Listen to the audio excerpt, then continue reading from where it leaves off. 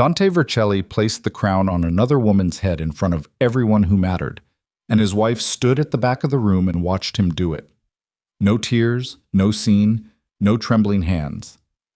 Vivienne Moretti-Vercelli simply stood there in her black coat, her face so still it looked carved, while Serena Vale smiled beneath the weight of that ceremony, like she'd been waiting years for exactly this moment. And maybe she had. The five families were all present, cameras were flashing, champagne was already being poured. And Dante was looking at Serena like she was the only woman in the room, like his wife of 17 years wasn't standing 40 feet away, watching her life get handed to someone else in real time. Vivienne reached into her coat pocket, pulled out her wedding ring, set it quietly on the windowsill beside her. Then she walked out. Dante thought he'd humiliated a powerless woman. He had no idea he'd just made the worst mistake of his life. If you've ever been dismissed by someone who should have known better, if you've ever been underestimated by the one person who was supposed to see you clearly, then stay with me. Subscribe to this channel so you don't miss what happens next. Hit the like button and drop a comment telling me what city or country you're watching from. I want to know how far this story has traveled. Now let's go back to the beginning, because to understand what Vivienne did next, you need to understand exactly who she was before Dante decided she was nothing. 17 years is a long time to keep a secret. Vivienne had kept hers so well that even the people who loved her had forgotten she was carrying one. Her own sister thought she was simply a patient woman. Her late father's attorney, the only man who knew the full picture, had gone to his grave with it. And Dante had looked at her every morning across the breakfast table for nearly 2 decades and seen exactly what she'd spent those 2 decades making sure he'd see: a quiet wife, a capable hostess, a woman who managed the household and appeared at the right events and asked the right questions and never once pushed hard enough to make him uncomfortable. She had worked very hard to look like that. The truth was something different. Vivienne had grown up watching her father, Aldo Moretti, build an organization from nothing. Not the soldiers, not the weapons, not the territory. Those were the visible parts, the parts men like Dante understood and respected. What Aldo had actually built was the infrastructure underneath all of it. The accountants who moved money so cleanly it vanished into the ledgers of 17 shell companies before it surfaced again. The attorneys who had relationships with every judge in 3 counties. The men in city government who answered calls on the second ring. The family elders who remembered debts going back 40 years and kept those memories like currency. Aldo had taught Vivienne all of it, not because he'd planned to, but because she was the only one of his children who'd ever asked. Her brother Marco had wanted soldiers. Her brother Sal had wanted territory. Vivienne had sat in her father's study at 16 and asked him how the money actually moved, and Aldo had looked at her for a long moment and then pulled out a ledger and started explaining. By the time she married Dante Vercelli at 23, she understood the architecture of organized crime better than most men who'd been in it for a generation. She understood it not as violence and fear, though those were real, but as a system, a structure, built on relationships and obligations and the kind of trust that took years to manufacture and seconds to destroy. Dante had been brilliant in his own way. She'd known that when she married him. He had a gift for loyalty, for making men feel seen, feel valued, feel like they'd throw themselves in front of a car for him and be grateful for the chance. He built a tight inner circle and he kept it tight. But Dante's genius was personal, not structural. He understood people. He didn't always understand systems. That was where Vivienne had quietly, carefully made herself useful. It had started small. A suggestion about a financial arrangement that saved the organization $300,000 in a single quarter. A relationship she'd maintained with a city councilman who later became useful during a zoning dispute that would have cost the family a significant piece of legitimate real estate. A quiet conversation with one of the family elders that smoothed over a conflict between 2 captains before it escalated into something that could have gotten people killed. Dante had noticed. He'd thanked her. He'd kissed her forehead and told her she was clever, and then walked back to his office and his soldiers and his world, and he'd let her continue doing exactly what she was doing because it produced results and didn't require him to think about it. That had suited Vivienne fine. She hadn't built her position for recognition. She'd built it because she had understood from the time she was 16 years old, that the person who controlled the infrastructure controlled everything. The soldiers and the guns and the territory were theater. Necessary theater, but theater. The real power was in the accounts and the attorneys and the relationships. In the man who could pick up a phone at 3 in the morning and get something done. Or the woman. She'd spent 17 years becoming that woman. And then Dante had met Serena Vale at a hotel bar in Miami 18 months ago, and everything had started to quietly unravel. Vivienne had known about the affair within 3 weeks. She had sources Dante didn't know existed. One of his drivers, the assistant at the hotel who'd processed the reservation, a captain's wife who'd seen them at a restaurant in Little Italy and mentioned it to Vivienne over coffee with the careful delicacy of someone delivering very bad news to a very dangerous person. She hadn't confronted him, she'd watched, because something about Serena Vale had struck her as wrong from the beginning, and Vivienne had learned a long time ago to trust that feeling. Serena was beautiful, that was obvious. Younger than Vivienne by 12 years, dark-haired, with the particular kind of confidence that either came from genuine competence or from very effective performance. She moved through Dante's world with an ease that should have taken years to develop. She knew the right names to drop. She asked the right questions. She was deferential to the right people and quietly dismissive of the ones who didn't matter. And she did all of it so smoothly that the men around her barely noticed they were being read. Vivienne noticed. She'd started running a parallel investigation 3 months into the affair. Nothing dramatic. She wasn't positioned for drama, and drama wasn't her instrument. She'd made phone calls, pulled strings through intermediaries, asked a few quiet questions of people who owed her favors. And piece by piece, she'd started to build a picture of Serena Vale that was very different from the woman Dante thought he'd fallen for. She hadn't finished that picture yet when Dante had come to her 2 months ago and told her he wanted a divorce. He'd been surprisingly gentle about it, almost apologetic. He'd sat across from her in the living room of the house they'd shared for 15 years and told her that he cared for her, that he always would, but that things had changed and he needed to move forward, and he hoped they could handle this with some dignity. Vivienne had looked at him for a long time without speaking. "When?" she'd finally asked. "I'd like to move quickly," he'd said, which meant he'd already talked to his attorneys. She'd nodded. "All right." He'd looked almost surprised. Maybe he'd expected tears. Maybe he'd expected a fight. What he'd gotten was Vivienne standing up and saying she needed to make some calls, and excusing herself from the room, and spending the next 4 hours on the phone with her own attorneys confirming what she'd already arranged years ago. Before the marriage, before the ceremony, before she'd taken his name. Because Aldo Moretti had been a lot of things. But he hadn't been naive. When his daughter had announced she was marrying Dante Vercelli, Aldo had congratulated her and poured the good scotch, and then, the following morning, summoned his attorney and spent 3 hours restructuring the ownership of every legitimate business the Moretti family controlled. By the time Vivienne and Dante exchanged vows, the controlling interest in those businesses, the restaurants, the real estate holdings, the import and distribution companies that collectively processed most of the money the Vercelli organization actually needed to function, had been placed in a private trust, with Vivienne as the sole beneficiary. It wasn't a hostile act. It was a father who understood that marriages ended and that his daughter needed to be protected. Aldo hadn't told Dante. He hadn't told Vivienne's brothers. He'd told Vivienne quietly the night before the wedding, pressing a folder of documents into her hands and saying, "This is yours, not his. Remember that." She'd remembered. The day after Dante asked for the divorce, Vivienne transferred her primary residence to her sister's apartment uptown. She took 3 boxes of personal items and a hard drive she kept in a fireproof safe and nothing else. Dante noticed she'd moved out and didn't comment. He was busy planning the ceremony at the cathedral, the public crowning, the statement to the 5 families that Serena Vale was the woman who would stand beside him going forward. He'd invited Vivienne because protocol required it, sent the invitation through his attorney, and probably assumed she wouldn't come. She'd come. She'd stood at the back in a black coat and watched her husband place a ceremonial crown on another woman's head in front of the most powerful men in the city, and she'd reached into her pocket and placed her wedding ring on the windowsill. And then she'd walked to her car and made 3 phone calls. The first call was to the organization's primary accountant, a quiet man named Ellis, who had worked for her father before he'd worked for Dante, and who understood when she called that something fundamental had shifted. The second call was to the attorney who managed the trust.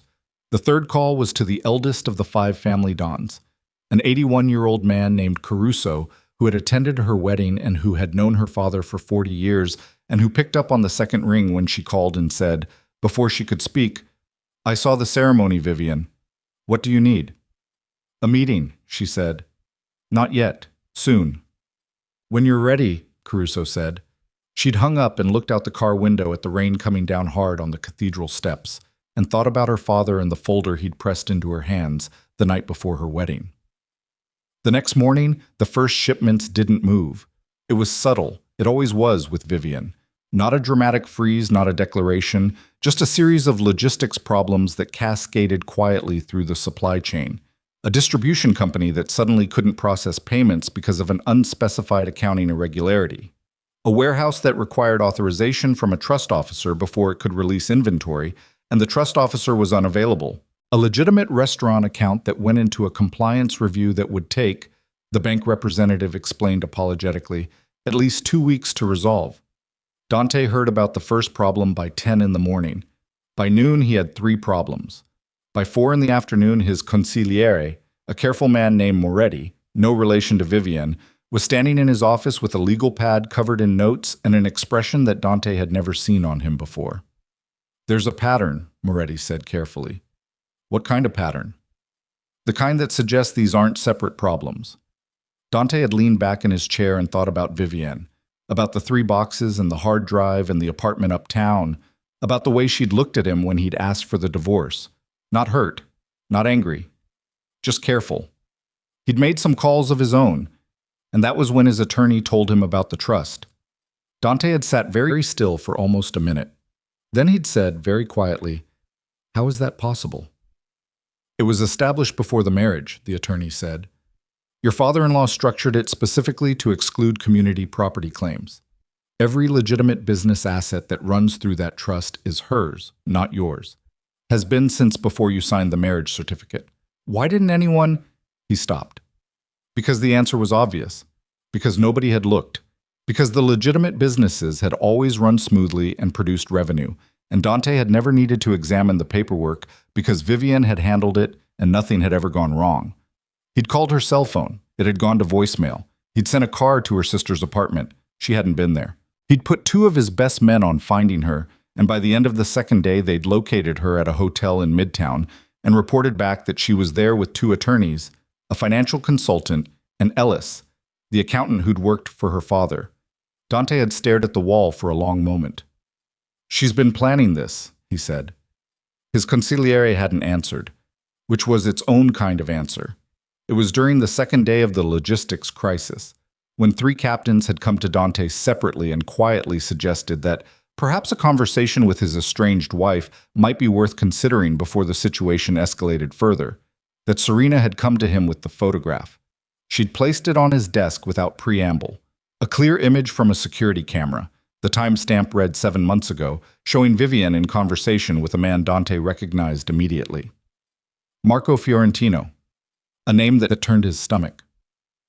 Fiorentino was an intermediary, the kind of man who existed in the space between competing organizations, carrying messages and arrangements, occasionally carrying information to people who paid well for it. He had no loyalty to anyone except the transaction. "Where did you get this?" Dante asked. "Does it matter?" Serena said. "She was meeting with him for 3 months. I have 4 more photographs." Dante had looked at the photograph for a long time. He'd known Vivienne for nearly 20 years. He'd watched her manage his home and his affairs and his relationships with the kind of steady competence that he'd always taken for granted. He'd never seen any indication, but then, he thought, she'd hidden an entire financial structure from him for 17 years. "She's been working against you," Serena said quietly. "I'm sorry, Dante. I know this isn't what you want to hear, but you needed to know." He'd believed her. He almost hadn't believed her. There was a small voice somewhere in the back of his head, a voice that sounded, uncomfortably, a little like his own better judgment, that said something was wrong, that the photographs had appeared too conveniently, that Serena had produced them with a certainty that suggested she'd been carrying them for a while, waiting for exactly the right moment. But the financial crisis was real, and the captains were restless, and Vivienne had disappeared, and the photograph was right there in front of him. He'd sent for Vivienne through an intermediary, a family elder she respected, and she'd agreed to meet him. Not at his office, not at the house. At a place she'd named, an abandoned opera house in the garment district that her father had owned and never sold, that sat empty and crumbling and that Vivienne apparently still held the deed to. He'd arrived with two men and found her alone, or apparently alone, in the main hall. She was standing in the center of the ruined stage, coat on, hands in her pockets, looking up at what was left of the ceiling with an expression he couldn't read. "I got your message," she said without turning around. "I got your photographs," he said. She turned then, and the expression on her face when she looked at him, it wasn't guilt. It wasn't fear. It wasn't even anger exactly. It was something closer to disappointment, the look of someone who has watched someone else make an obvious mistake and can't quite decide whether to explain it to them. "You've been meeting with Fiorentino," Dante said. "Yes." The directness of it stopped him. He'd expected denial. "Why?" "Because he had information I needed," she said. "About Serena." Dante's jaw tightened. "Don't." "She's not what you think she is." "I said don't." "I know what you found," Vivienne said. Her voice was even. "The photographs. Let me guess. Serena gave them to you." "They came from a reliable—" "She gave them to you, Dante." Vivienne's voice was still even, but something sharpened in it. "She's been carrying those for months, waiting until you needed a reason to believe the worst of me. Did you notice the timestamps? Those meetings happened before I knew anything was wrong between us. I was meeting Fiorentino because I was trying to figure out who was feeding Serena her information about our organization, because she had information she shouldn't have had, and I needed to know where it was coming from." He stared at her. "She had internal information," Vivienne said. "Supply routes, account numbers, the names of people in city government that only a handful of people should have known. I noticed it 6 months ago, and I started tracking it. I was going to tell you, and then you asked me for a divorce, and I realized it didn't matter whether I told you or not, because you weren't going to believe me either way." The hall was silent except for the sound of water dripping somewhere in the ruined ceiling above them. "She's working against you," Vivienne said. "Not me. I have never once worked against you. In 17 years, whatever I did, whatever I built, whatever I protected, it was never against you." Dante looked at her for a long moment. He thought about the trust, about the captains, about the logistics crisis and the frozen accounts, and the way everything had moved so cleanly the moment she'd decided to move it. "And what are you protecting now?" he asked. "Myself," Vivienne said simply, for the first time. He didn't answer. He stood in the ruined hall for another moment, and then he turned and walked back toward the door, his two men falling in beside him. And from the stage behind him, Vivienne's voice came quiet and clear. "She's called a meeting with Caruso. 2 days from now. She's already made her move, Dante. You just don't know it yet." He kept walking. But in the car, on the way back, he found himself staring out the window at the rain on the city and thinking about the photograph. About the timestamps. About the way Serena had placed it on his desk without blinking. Too smooth, too certain, too ready. He pulled out his phone and stared at it for a long time. Then he put it away without making a call. It was the first mistake he didn't make. And it wouldn't be enough. Dante didn't sleep that night. He sat in the leather chair behind his desk until 3 in the morning with a glass of scotch he never touched, staring at the photograph Serena had given him. He'd looked at it so many times the image had stopped meaning anything. Just shapes, just light and shadow, just a woman he'd shared his life with standing on a sidewalk talking to a man in a gray coat. The timestamp said 7 months ago. 7 months ago, Vivienne had still been living in their house, still managing his household, still attending dinners on his arm and saying the right things to the right people and giving no outward sign that anything between them had fractured. He turned the photograph over so he didn't have to look at it anymore. Then he pulled out his phone and called a man named Trevisi. Trevisi wasn't a soldier. He wasn't an attorney or an accountant or any of the other professionally calibrated people who populated Dante's inner circle. It was something older and more specific.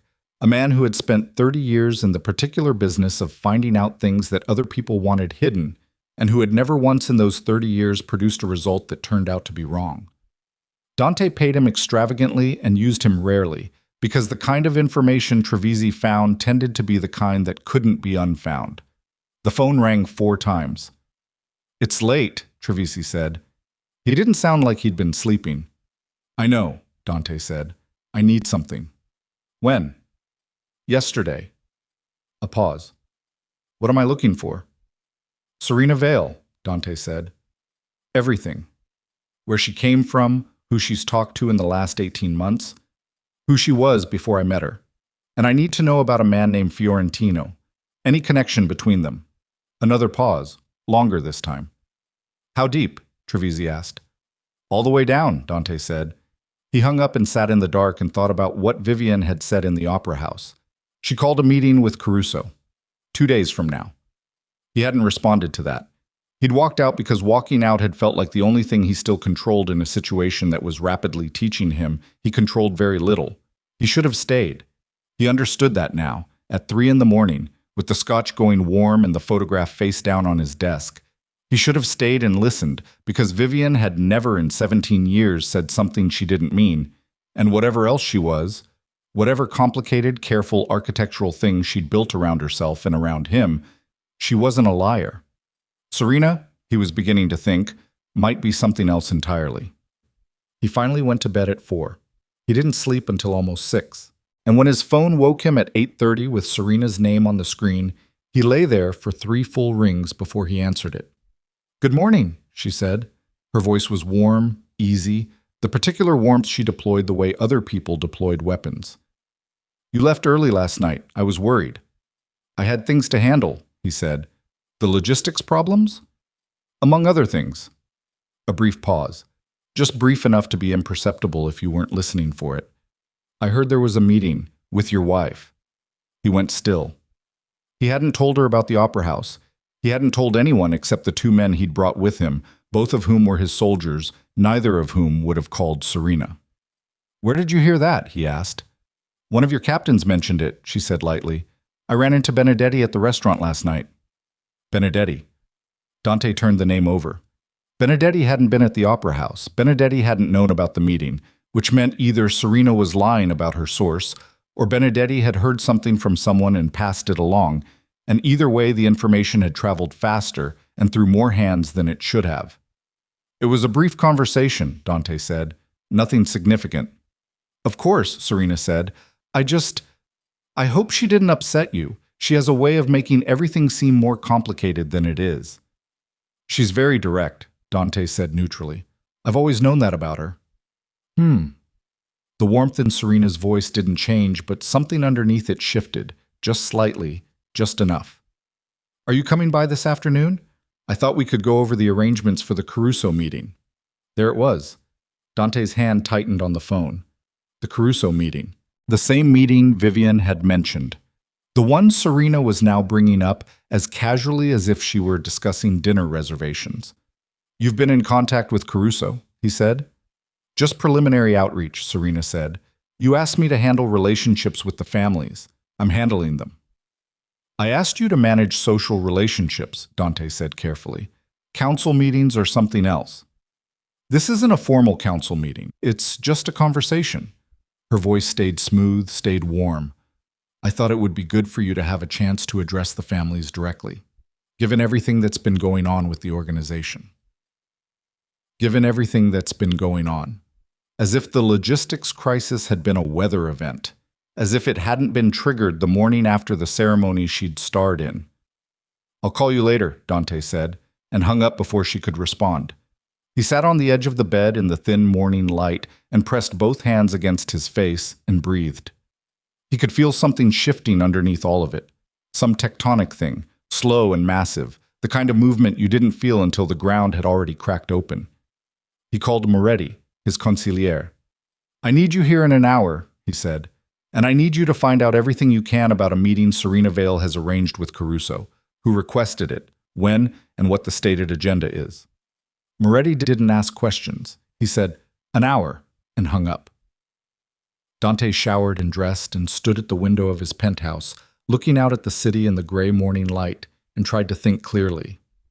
The problem with the situation was that it had too many moving parts, and he didn't know which ones were real. The logistics crisis was real. The frozen accounts, the stalled shipments, the captains who were suddenly cautious about taking his calls. Vivienne's trust was real. That had been confirmed by 3 separate attorneys now, and the reality of it was still settling somewhere in his chest like a stone he'd swallowed. The photographs were real, or at least they were real photographs of a real meeting, whatever that meeting had actually been about. But the narrative connecting all of it, the story about what it meant, that was where he'd stopped trusting himself. Moretti arrived at 9:15 with coffee and a legal pad and the expression of a man who had spent the previous hour on the phone and hadn't liked anything he'd heard. "The meeting with Caruso," he said, sitting down across from Dante. "It was requested 6 days ago." 6 days ago, Dante repeated. 6 days ago was 4 days before the ceremony at the cathedral, 4 days before Vivienne had walked out. The request came through a contact Caruso uses for preliminary communications. The name on the request was— Moretti paused and looked at his pad. "Vale Consulting." Dante stared at him. "She registered a business?" 3 months ago, in Delaware. Vale Consulting, LLC. The registered agent is an attorney out of a firm in Midtown that I've never heard of, which means it's probably a shell. Moretti set down his pad. "Dante, the meeting isn't just with Caruso. All 5 families have been invited." The silence in the room was very heavy. "All 5, Dante said. "And the stated agenda," Moretti's voice dropped slightly, "is a conversation about organizational stability and succession." Dante stood up. He moved to the window and back. He picked up his coffee cup and set it down without drinking from it. I was aware of his own breathing in a way he usually wasn't, too deliberate, too conscious, like his body had decided it needed to be reminded how. "She's calling a succession meeting," he said. "Without me." "She's framing it as a conversation," Moretti said. "But yes, that's what it is." "How long has she been planning this?" "At minimum, 3 months." Moretti's eyes were steady and careful. "Possibly longer." Dante turned to face him. "And the logistics crisis, the frozen accounts, the captains who won't—" He stopped. "She's been coordinating with Vivienne." Moretti was quiet for a moment. "I don't know that," he said, "but it's possible. Or she's been exploiting the situation Vivienne created, whether Vivienne intended for her to or not. There's a difference." "There's a significant difference," Moretti agreed, "and I think we need to know which it is before you do anything else." Dante sat back down. He thought about Vivienne in the opera house, standing on that ruined stage with her hands in her pockets, looking at him like she was trying to decide whether he was worth explaining something to. "She's working against you, not me."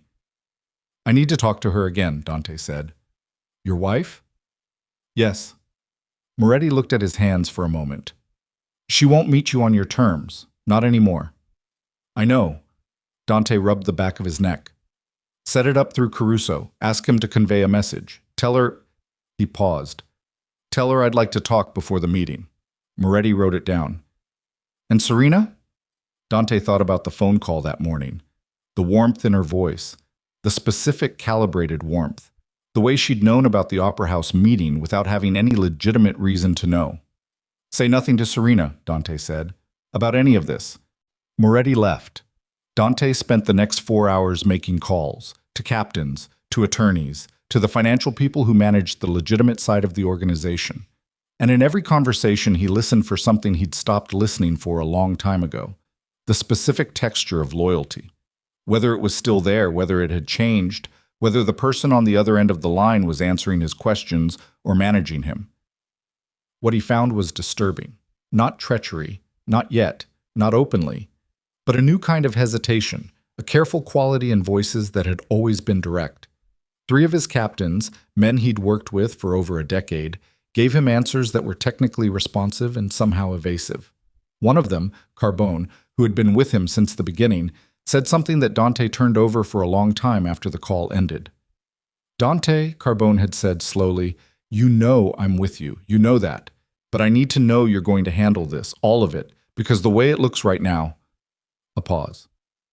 "It looks like things are moving that you don't have your hands on." "I have my hands on it," Dante had said. "Okay," Carbone said. "Okay." But the repetition had felt like something being left unsaid. By mid-afternoon, Trevisi called back. "That was fast," Dante said. "Some of it I already had pieces of," Trevisi said. "Once I knew what I was looking for, it came together quickly." He paused. "Where do you want to start?" "Serena." Her real name is Serena Valatis. She grew up in Providence, Rhode Island. Father was a mid-level operator connected to the New England families.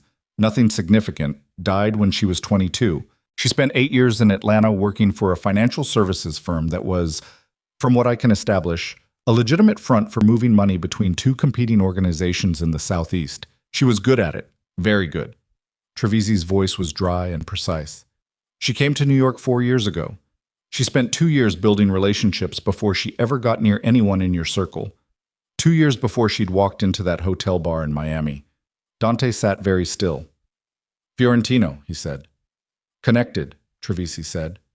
They worked together in Atlanta. He was one of her sources in the Southeast operation. He's been her contact in New York for the past 18 months, meeting periodically, passing information. And the information he's been passing, a brief pause. Dante, it's been moving in both directions. Meaning? Meaning she's been collecting information about your organization through Fiorentino, and she's been using him to pass information out to a third party. Dante's voice came out quiet and flat. What third party? I'm still working on that, Trevisi said, but I can tell you the financial trail goes to an account connected to a man named Dolan. Dante closed his eyes. Connor Dolan, an Irish-American operator who had been trying to establish a foothold in territory the Vercelli organization controlled for 3 years with no success, because the organizational relationships that held that territory together were too tight to penetrate, or had been too tight to penetrate, until someone had spent 18 months mapping the interior of those relationships from the inside. The photographs, Dante said. The photographs of your wife meeting Fiorentino were taken by a private investigator Serena hired 6 months ago, Trevisi said. I found the PI. He was paid to follow Fiorentino and document his contacts. He didn't know why. He doesn't know Serena. He worked through an intermediary. A pause. He captured about 30 contacts. He gave Serena all 30. She showed you one. Dante stood up from the chair. He moved to the window. His own reflection looked back at him from the glass. A man in a good suit who had spent 17 years building something and had spent the last 2 months watching someone dismantle it from the inside while he handed her the tools to do it. The meeting she arranged with the 5 families, Dante said. What's the real agenda? From what I can piece together, she intends to present you as compromised. The logistics crisis, the relationship problems with the captains, the financial irregularities with the trust. She's going to frame it as evidence that you've lost control of your own organization. And then she's going to propose herself as a stabilizing intermediary between the families and whoever they choose to replace you. Replace me, Dante said. She doesn't want to run the organization herself, Trevisi said. She wants to be the person who brokers the transition, because the person who brokers the transition collects debts from everyone on both sides. That's worth more than a title. Dante pressed one hand flat against the cold glass of the window. Below him, the city moved through its afternoon with complete indifference. Cabs and pedestrians and the gray light off the river in the distance. When's the meeting? He asked. Tomorrow evening, Trevisi said. 7 o'clock. The Caruso Estate in Westchester. Thank you, Dante said. He hung up. He stood at the window for a long time. He thought about Serena at the hotel bar in Miami, the way she'd looked at him across the rim of her glass, that specific quality of attention she'd given him, like he was the only person in the room. He'd felt, for the first time in years, genuinely seen. He'd told himself it was real. He told himself he knew the difference between performance and authenticity. He'd been so certain. He picked up the phone and called the number Moretti had given him, a relay number for reaching Vivienne through a neutral intermediary. It rang twice, and then a man he didn't recognize answered and said Vivienne was available and would he like to speak with her. Yes, Dante said. A 30-second pause, then Vivienne's voice, careful and steady as it always was. Dante. You were right, he said. He hadn't planned to open with that, but there it was. A pause. About what specifically? Serena, the photographs, the meeting. He stopped. All of it. The silence on the other end was not the silence of satisfaction. It was something quieter than that, something that didn't have any pleasure in it at all. I know, Vivienne said. She's using Fiorentino to feed information to Connor Dolan, Dante said. She's been building toward this meeting with the families for months. She's going to present me as unstable and broker a succession. I know, Vivienne said again. How long have you known? About Dolan, 3 weeks. About the succession plan, 10 days. 10 days. He absorbed that. Why didn't you, what would you have done if I'd told you 10 days ago? Vivienne asked. Not combative, just direct. Just honest in the particular way she'd always been honest. The way that made her honesty feel like a physical thing, something with weight and edge. You'd already decided what I was. You'd already decided what she was. I could have handed you the full picture, and you would have looked at it and found a way to make it fit what you already believed. He didn't argue with that. He couldn't. The meeting tomorrow, he said. What's her real play? Walk me through it. Vivienne was quiet for a moment. He could hear her breathing, steady, measured, the breath of a woman who had spent years learning to keep herself calm in situations that should have broken her. She's going to present the ledger, Vivienne said. Dante frowned. What ledger? There's documentation, Vivienne said carefully, of certain decisions you made, about certain people who became inconvenient over the past several years. The air in the room changed. That documentation exists, Vivienne said. I've known about it for a long time. I kept it because I chose to believe, that you would never let it become necessary for anyone to use it.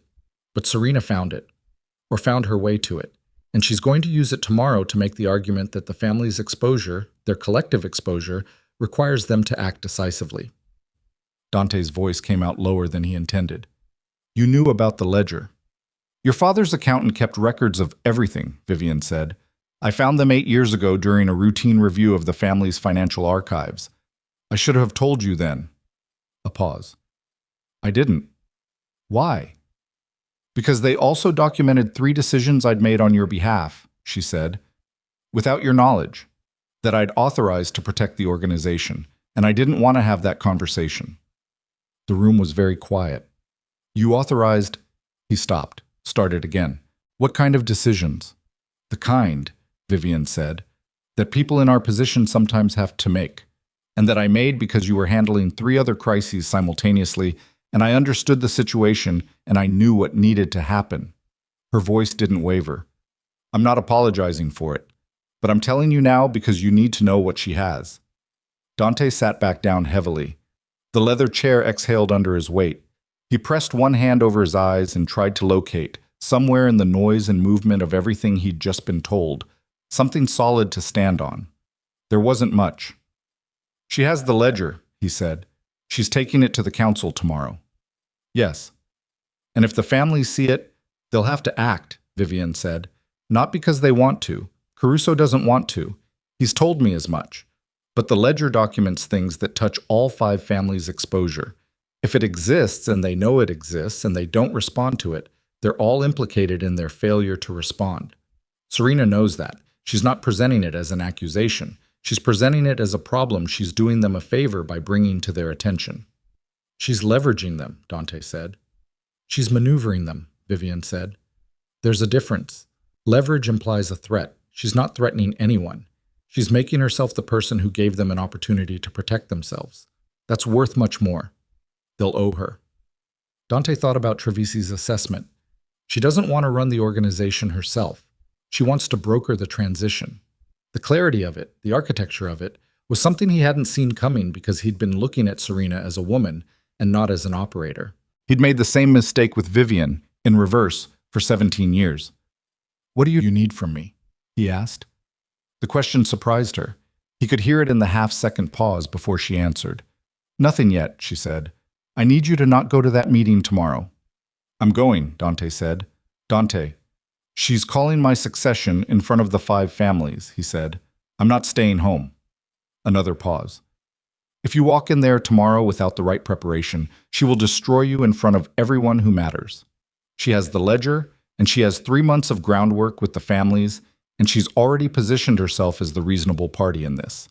You'll walk into a room full of men who are already halfway persuaded, and you'll have nothing to counter with except your presence. Then tell me what to counter with, Dante said. Vivienne went quiet. For a long moment, he thought she might hang up. Come to me tonight, she said finally. Not with your soldiers. Come alone. There are things I need to show you, And there are things you need to understand about what I know, about what I've built, before you walk into that room." He paused. "Do you trust me?" she asked. And her voice, for the first time in the conversation, had something raw in it. Not vulnerable. Vivienne didn't do vulnerable, but real. Stripped of management. Just a question. He thought about 17 years. He thought about the trust she'd built without telling him. He thought about the decisions she'd made on his behalf, the infrastructure she'd maintained, the things she'd protected quietly in the dark while he stood in the light and took the credit for a stability he hadn't created. He thought about the moment in the cathedral when he'd placed that crown on Serena's head and Vivienne had taken off her ring and set it on a windowsill and walked away without a word. "I'll be there at 9, he said. He hung up. He sat in the quiet of his office for a moment. Then he stood, reached into his desk drawer, and removed a small leather notebook, the kind he'd carried for years, that contained nothing of significance, just names and numbers written in a shorthand only he understood. He turned to a blank page. He wrote 2 words at the top: "No retreat." Because whatever happened in that room tomorrow, whether it went his way or didn't, whether Vivienne could give him something to fight with or couldn't, he understood now with a clarity that felt almost physical that there was no version of tomorrow in which he stayed still and survived it.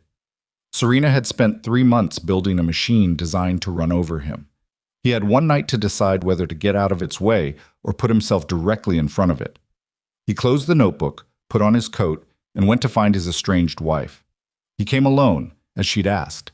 No driver, no soldiers standing at the perimeter, just Dante Vercelli in a dark coat walking up 4 flights of stairs in a building on the west side of Midtown that Vivienne had apparently been using as a secondary office for long enough that the man at the front desk nodded at him without asking his name, which told Dante that Vivienne had described him and told her people to let him through, which meant she'd expected him to come even before he'd agreed to it.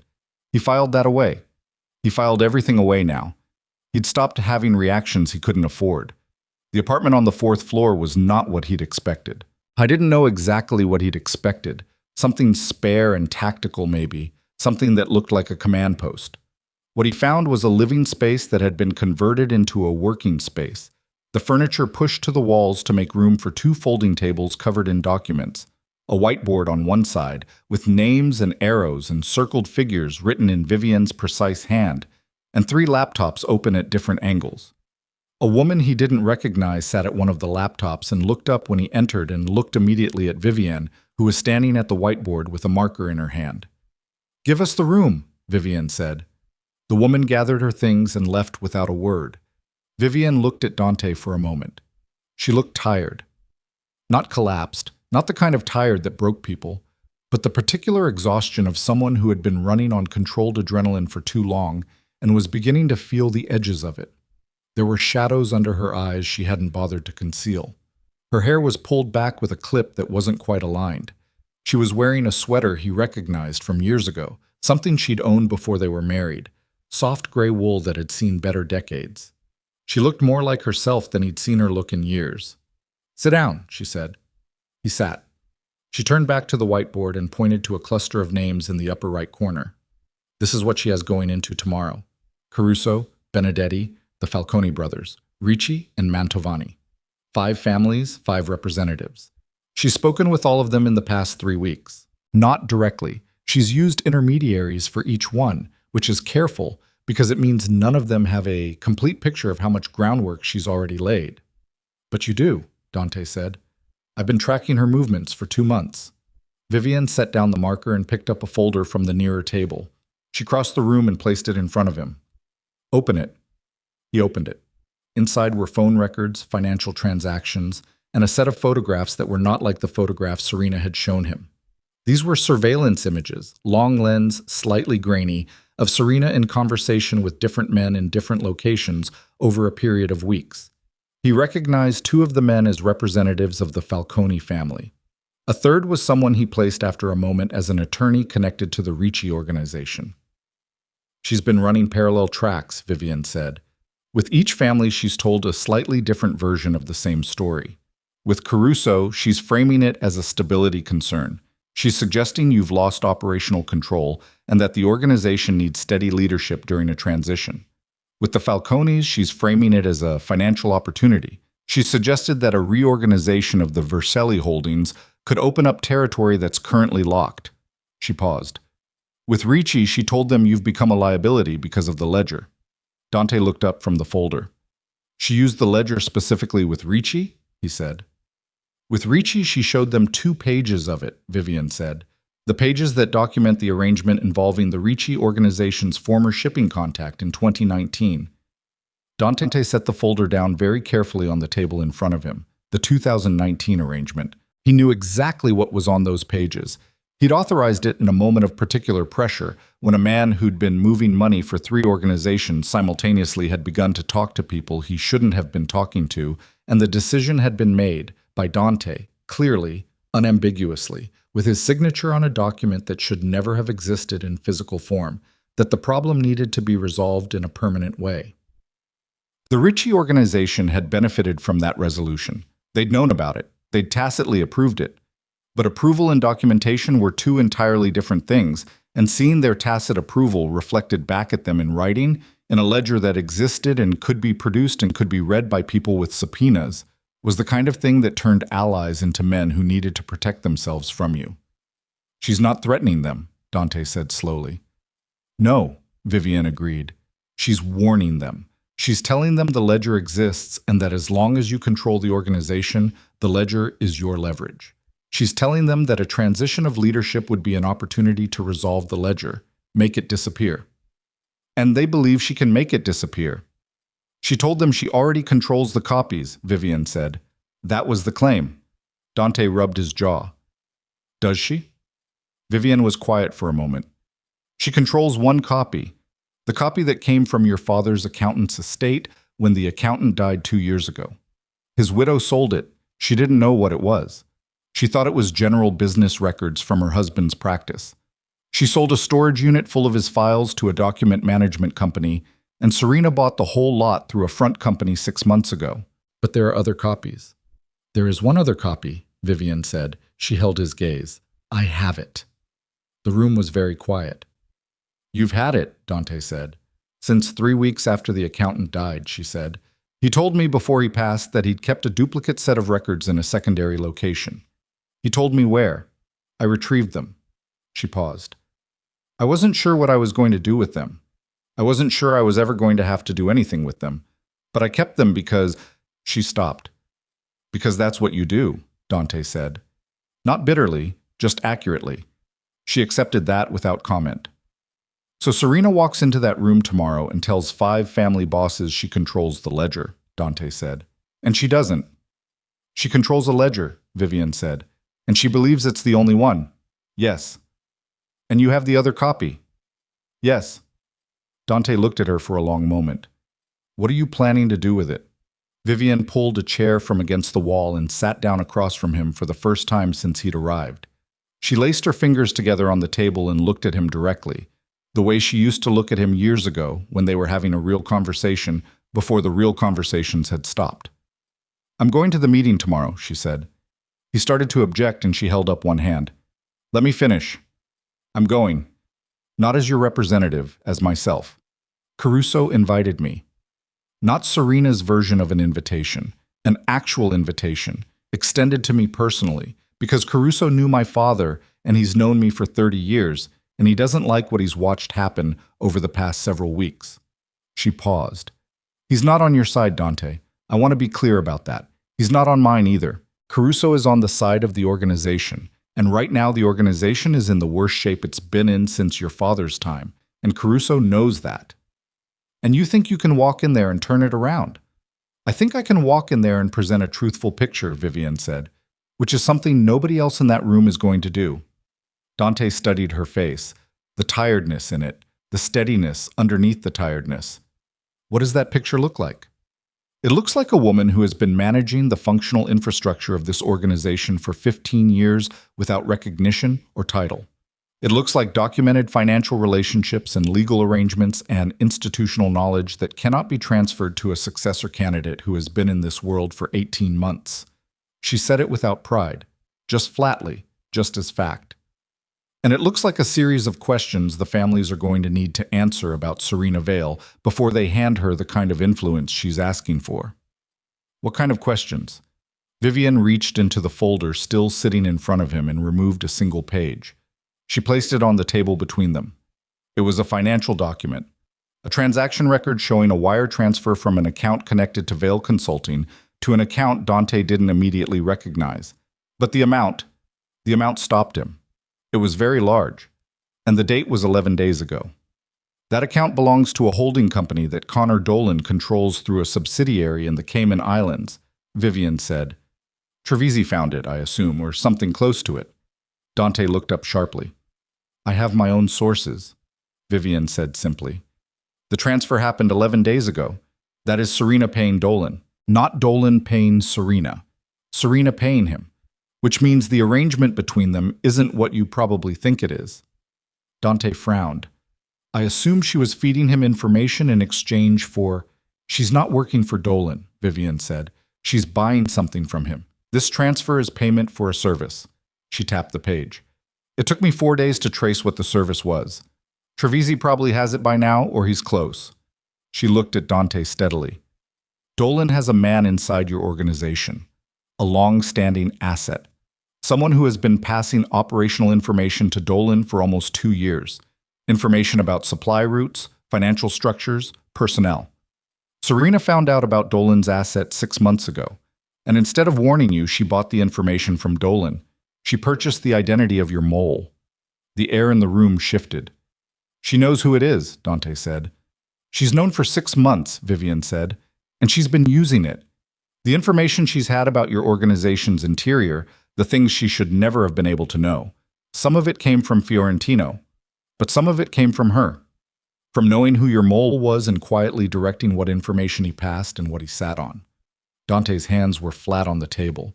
He could feel the grain of the wood under his palms. He focused on that, on something physical and real. Who is it? He said. Vivienne looked at him. I don't know yet. That's the one piece I haven't been able to trace. She paused. But I believe Serena is planning to reveal it tomorrow, at the meeting, as part of her presentation to the families. She's going to tell them she's identified the source of the organization's security breach and that she can resolve it. It's the final piece of her argument that she's the right person to manage the transition. Dante stood up from the table. He walked to the window. There was a window at the far end of the converted apartment, looking down onto a side street where a delivery truck was double parked. And he stood there with his back to Vivienne and tried to organize what he was feeling into something he could use. What he was feeling was rage.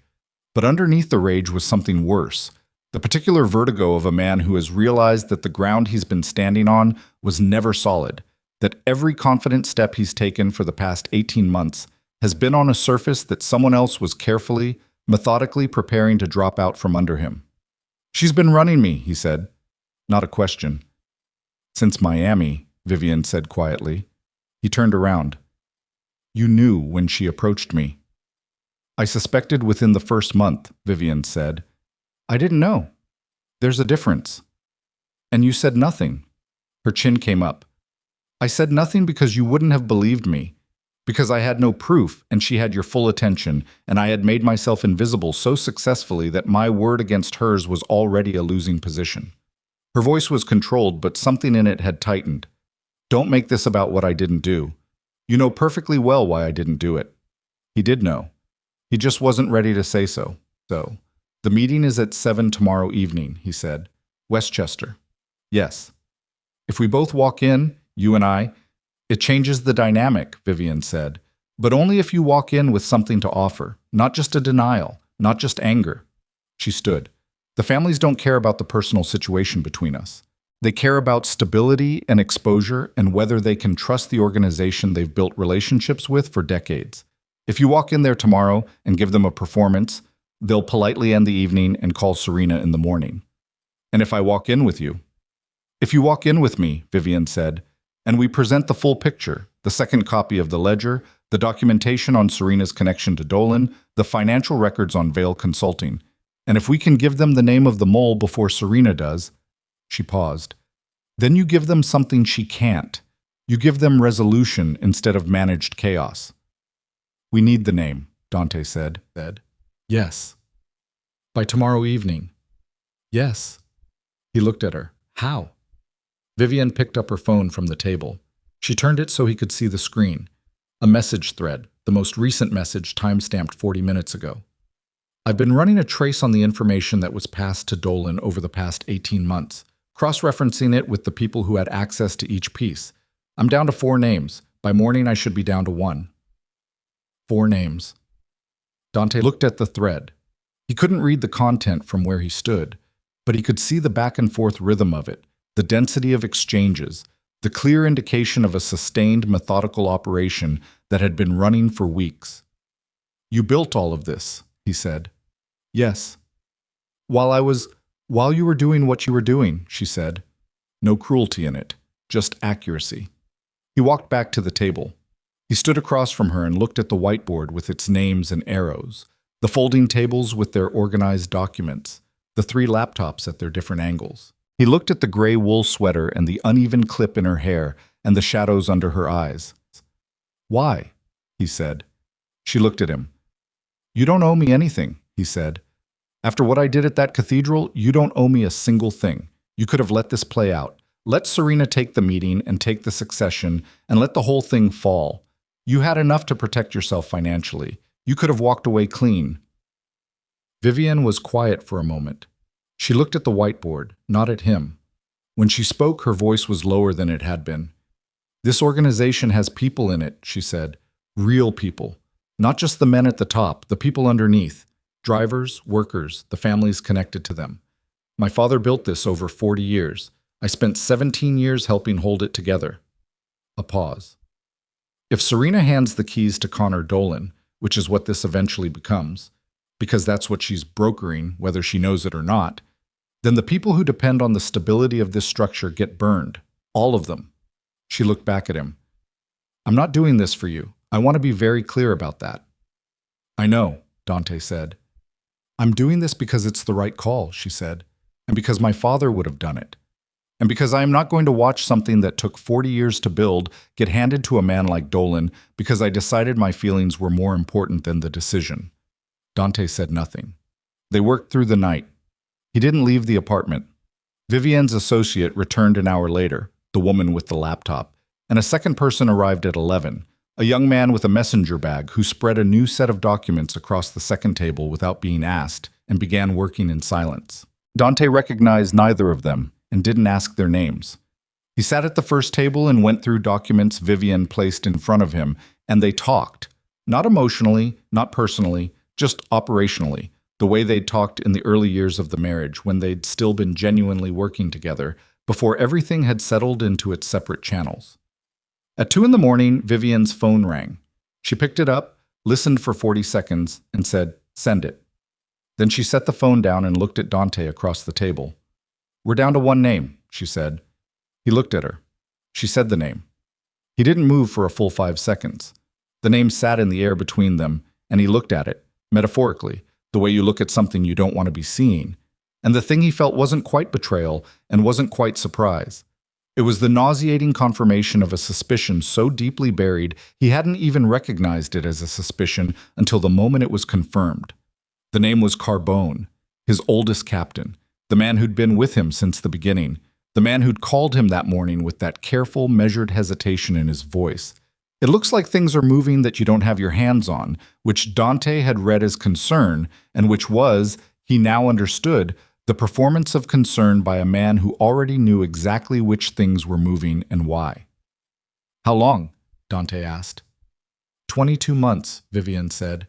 He was Dolan's first contact inside the organization. Everything else built from there. 22 months. Dante did the math without wanting to. 22 months ago was 4 months before Serena had walked into that hotel bar in Miami, which meant Dolan had already had a window into the organization's interior before Serena had ever appeared, which meant Serena's approach to Dante hadn't been opportunistic. It had been prepared. Someone had mapped the terrain before she'd moved on to it. "She knew about Carbone before she approached me," Dante said. "Yes," Vivienne said, "and she used him. Not just to pass information, she used him to—" He stopped. He was thinking about the captains who'd been hesitant on the phone, about Carbone specifically, with his careful, managed concern, about how many conversations over the past several weeks had passed through Carbone, How many of his responses to the crisis had been shaped by advice from a man who was feeding everything directly to his enemies? He's been managing the narrative inside your organization, Vivienne said, selectively reinforcing the idea that you've lost control, feeding doubt to the other captains in ways that felt organic. She paused. He's very good at it. He's my oldest friend, Dante said. His voice came out flat, just a statement of fact, just a thing that was true. Vivienne didn't offer anything for that. There was nothing to offer. At 3 in the morning, Dante stepped into the hallway outside the apartment and called Carbone's number. His hands were steady. He'd spent an hour getting to steady, and he was not going to waste it. Carbone picked up on the second ring. Dante, it's late.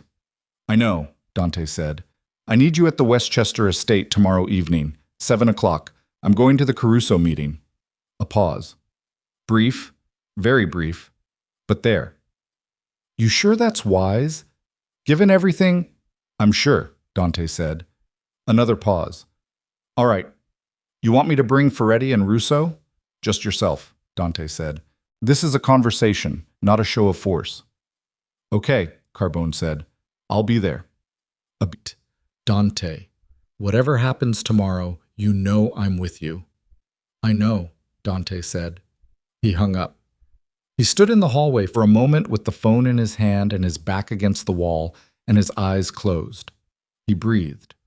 One breath, then another. Then he went back inside. At 4:30 in the morning, Vivienne's associate found the connection they'd been missing, a financial thread linking Serena's payment to Dolan, not just to the purchase of Carbone's identity, but to a second transaction, smaller, made 3 days later, to an account they traced through 4 shells to an attorney who represented a single client. Vivienne stared at the screen for a long moment. That's Benedetti's attorney, she said. Dante crossed the room and looked at the screen. Benedetti. One of his captains. Not Carbone. A different captain, younger, who had been with the organization for 6 years and who Dante had been quietly grooming for a larger role. Who Serena had mentioned casually on the phone that morning. I ran into Benedetti at the restaurant last night as her source for knowing about the Opera House meeting. She's not just using Carbone, Vivienne said. Her voice had changed slightly. Something tighter in it. She has 2 assets inside your organization. Dante looked at the screen. He looked at the dates of the transactions. He looked at the attorney's name and thought about Benedetti, his face, his manner, the particular quality of deference he'd always shown that Dante had read as respect, and which now rearranged itself into something else. 2 captains, Dante said. 2 captains, Vivienne confirmed. The room was very quiet except for the hum of the laptops and the distant sound of the city outside, beginning its 4:30 in the morning version of itself. Quieter than night, not yet day. The specific gray ambiguity of an hour that belonged to neither. Dante straightened up. He rolled his shoulders. He looked at Vivienne, who was looking at the screen with an expression he couldn't fully read, something between calculation and a weariness so old it had become structural, just part of how she held herself. We walk into that meeting tomorrow with 2 moles inside my organization, he said. 2 men who are going to be in that room. Yes, Vivienne said. If Carbone or Benedetti gets word before we arrive that we know.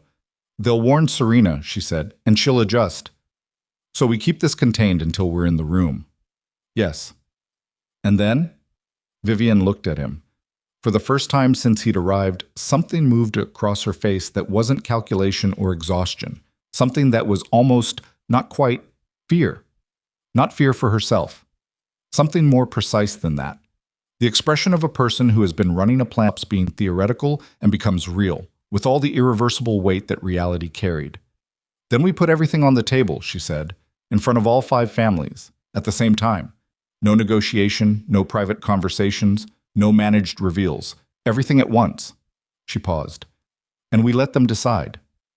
That's a significant risk, Dante said. Yes, she said. It is. If they decide against us, then we lose, she said simply. But if we go in separately, or if we go in without the full picture, or if we give Serena any room to manage the narrative, we lose anyway, and we lose slower and uglier. She held his gaze. At least this way it's clean. Dante looked at her for a long moment. He thought about something she'd said earlier. I'm not doing this for you. and he believed her completely. He also understood, with the particular clarity that came from a very long night and a great deal of stripped-away pretense, that it didn't matter, that the reasons didn't matter, that what mattered was whether the decision in front of them was the right one. "All right," he said. He reached into the inside pocket of his coat and removed the leather notebook. He opened it to the page where he'd written those 2 words before he left his office. He crossed them out. Underneath, he wrote 3 new words. All of it. Tonight. Because there was no version of tomorrow in which he walked into that meeting with anything held back, anything managed, anything protected. 17 years of managed distance had gotten them here. Whatever happened next was going to happen in the open. He set the notebook on the table and looked at Vivienne, who was already turning back to her laptop, already moving forward, already 3 steps ahead of the moment he was still standing in. He understood, watching her, that she had been 3 steps ahead of every moment for a very long time, and that the most dangerous thing Serena Vale had done, more dangerous than the ledger, more dangerous than the 2 captains, more dangerous than the succession meeting she'd spent 3 months engineering, was walk into the path of a woman who had spent 17 years learning to be patient and who had finally, irrevocably, run out of reasons to wait. They left the apartment at 5:40 in the morning. Not together. Vivienne had been clear about that. They arrived in separate cars, they took separate routes, and they did not communicate between 5:40 and 6:58 when Dante pulled up to the gates of the Caruso estate in Westchester and gave his name to the man standing in the cold with a radio clipped to his jacket. The gates opened. He drove through. The estate was a different kind of old money than Dante's world usually produced. Not flashy, not architectural statement-making, just a large stone house set back from the drive behind old trees that had been growing for longer than any of the men meeting inside had been alive. The lights were on in the main rooms. 3 other cars were already in the drive. A 4th pulled in behind Dante as he got out. He didn't look back to see whose it was. He straightened his jacket. He was wearing the same clothes he'd put on yesterday morning, which meant he'd been in them for over 30 hours. And he was aware of that in a way he couldn't entirely suppress. The particular self-consciousness of a man who has always controlled his appearance, walking into the most important room of his life, looking like he'd slept in his car. He hadn't slept at all. His eyes felt like they'd been cleaned with sandpaper. There was a tightness in his chest that had been there since 2 in the morning and hadn't moved. He went inside. The main room of the Caruso estate was the kind of room that absorbed sound. Heavy carpet, heavy drapes, furniture that had been chosen for solidity rather than comfort. 5 men were already seated around the long table at the room's center. Caruso at the head, white-haired and still, with the particular quality of stillness that belonged to men who had learned to conserve everything. The Falcone brothers side by side on the right, Paolo and Marco, both in their 60s, both wearing expressions of careful neutrality that didn't quite conceal the alertness underneath. Ricci across from them, heavy-set, with small eyes that were currently fixed on Dante with an intensity that was not friendly. And at the far end, Mantovani, the youngest of the 5 family heads at 53, who looked up when Dante entered and gave him a single nod that could have meant anything. Serena was already there. She was standing near the window on the far side of the room, speaking quietly to a man Dante didn't immediately recognize. Well-dressed, gray at the temples, the bearing of an attorney. When she saw Dante, she stopped speaking. The warmth didn't leave her face, but something behind it recalibrated, quickly, in the fraction of a second before her expression settled back into its practiced ease. "Dante," she said. Her voice carried across the room perfectly. "I wasn't expecting you." "I know," he said. Caruso spoke from the head of the table. "Mr. Vercelli, please sit down." Dante crossed the room and sat. He placed the folder Vivienne had prepared on the table in front of him, not opening it, just placing it. Serena's eyes went to it immediately and moved away just as quickly. Carbone was not in the room yet. Neither was Benedetti. Dante noted both absences and said nothing. Caruso folded his hands on the table. "We were expecting to begin at 7. It's 6:58. I've taken the liberty of starting the coffee." He said it with the precision of a man who used small courtesies to establish order. "We'll wait 2 minutes." Nobody spoke during the 2 minutes. The attorney near Serena moved to a chair against the wall and opened a briefcase. Ricci poured coffee and didn't offer it to anyone else. Paolo Falcone said something in a low voice to his brother. And his brother shook his head once. At 7 o'clock exactly, the door opened. Carbone came in first. He was wearing a dark suit and had the look of a man who had slept well and eaten breakfast, which was its own kind of information. He scanned the room with the practiced ease of a man who'd been doing it for decades, found Dante, and crossed toward him with his hand already extended. Dante. He gripped Dante's hand, firm, warm, the handshake of 30 years of working proximity. Glad you came. I was worried you might... He stopped. Something in Dante's face had stopped him. He recovered quickly. I was worried about the drive. Traffic on the hutch was bad yesterday. It was fine, Dante said. Benedetti came in behind Carbone, younger, sharper looking, with the energy of a man who believed he was walking into an opportunity. He nodded at Dante, took a position near Serena without making it look deliberate, and picked up a coffee cup from the sideboard. And then, 30 seconds after Benedetti, Vivienne walked through the door. The room changed. It wasn't dramatic. Nothing moved. No voices were raised. No one stood. But the quality of attention in the room shifted in the way that attention shifts when something unexpected enters a space that has been carefully arranged to exclude it. Caruso's stillness deepened. Ricci set down his cup. Both Falcone brothers looked at her, then at Serena, then back at her. Mantovani almost smiled. Serena's composure held. Dante would give her that. She looked at Vivienne with an expression that was perfectly calibrated.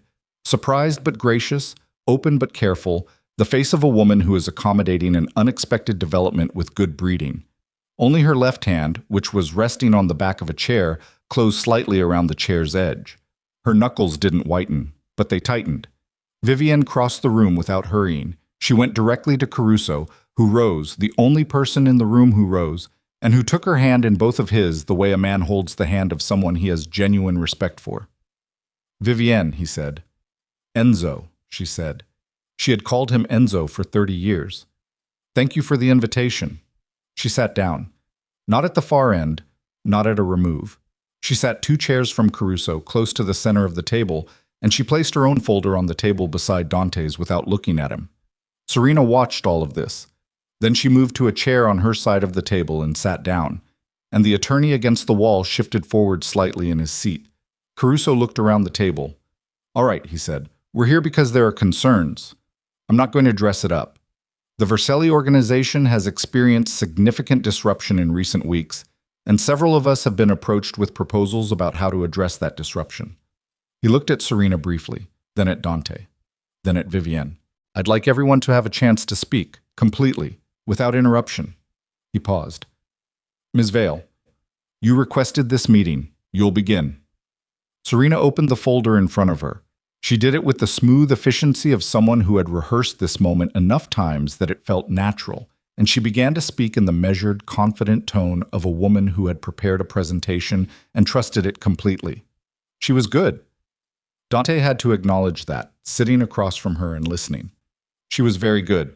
She laid out the organizational disruption with the precision of a consultant, the frozen accounts, the logistics failures, the internal tensions among the captains, the financial uncertainty created by the trust structure. She didn't editorialize. She presented facts and let them sit. When she reached the section about the ledger, she slowed slightly, her voice dropping into a register that was serious without being dramatic, and she produced 2 pages of documentation and passed them to Caruso, who looked at them and passed them to Ricci, and Dante watched Ricci's face as he read and saw what he'd expected to see: the tightening around the eyes, the slight compression of the jaw, the controlled reaction of a man confronting something he'd spent years not confronting. The existence of this documentation represents a collective vulnerability, Serena said, not only for the Vercelli organization, but for every family with historical connections to the decisions it records. I've made it my business over the past several months to understand the full scope of the problem. She paused. And to identify a path toward resolving it. And that path, Caruso said, involves what exactly? A managed transition of organizational leadership, Serena said, with me serving as the interim coordinating authority during the transition, 6 months, at the end of which the families collectively determine the permanent structure. She paused again. The ledger is resolved as part of the transition arrangement. Silence. Mantovani spoke first. When you say resolved, destroyed, Serena said. All copies, verified by representatives of each family. Paolo Falcone leaned forward slightly. You have all copies? I have the only existing copy, Serena said. It was the moment.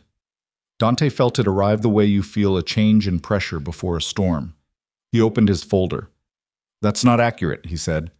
Every head in the room turned to him. Serena's composure shifted.